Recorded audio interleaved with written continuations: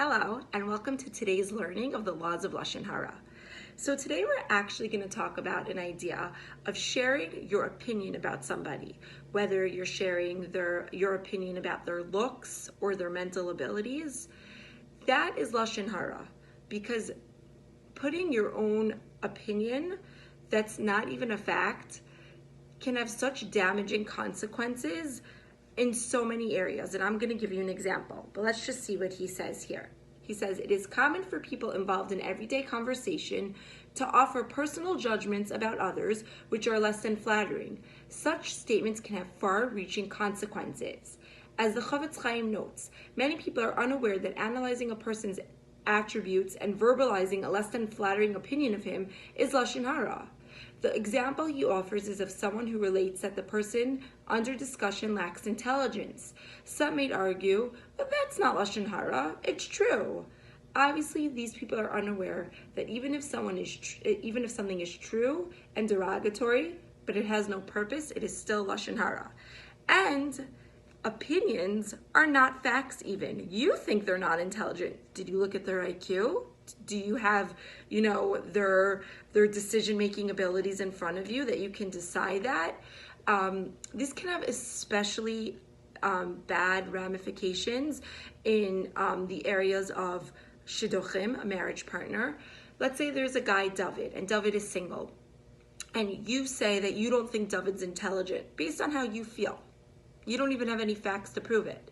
So when a girl hears that, she's automatically going to disregard him because she's going to say, I heard he's not so smart. I feel like I'm going to be smarter than him. And that could really affect a shidduch idea for no reason. Or let's say David is a businessman and you are going to do business with David, but you hear he's not so smart.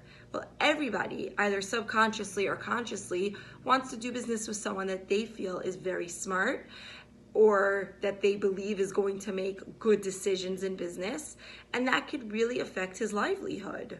And let's say David is a rabbi, the rabbi of your shul, and you hear someone's opinion that they don't think David's so smart.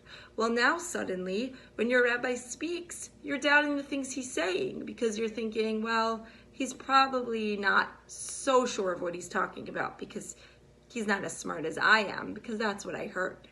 Or let's say you give the opinion on somebody's looks.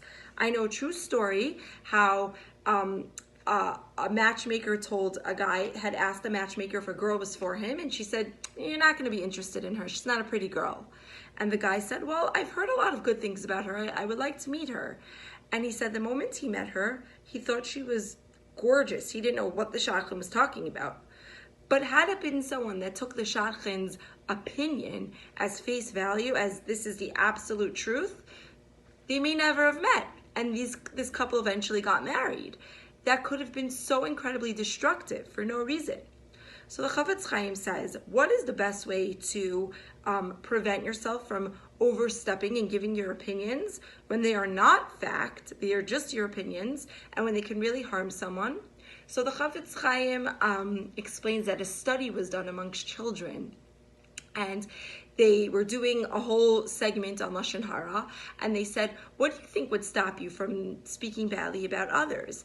And the children said, well, I imagine if it was me, I wouldn't want someone to be saying bad things about me, and then that could stop me from speaking badly about somebody else. Sometimes we learn the most brilliant things from children because they're so innocent and they just speak what's on their minds. And I think that's a big lesson for us.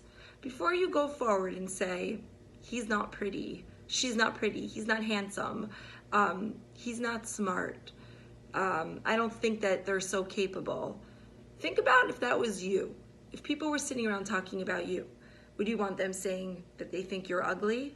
Would you want them saying that they think you're not a smart person? Wouldn't you come to your own defense quickly and say, no, I am smart. I might not have done well in this area, but I did really well in this area. And, I did very well in my SATs. You would want to quickly come to your defense. So too, we should think about others that way. Have a great day, and I wish us lots of peace and happiness, and hopefully we can get along with one another and speak positively about one another.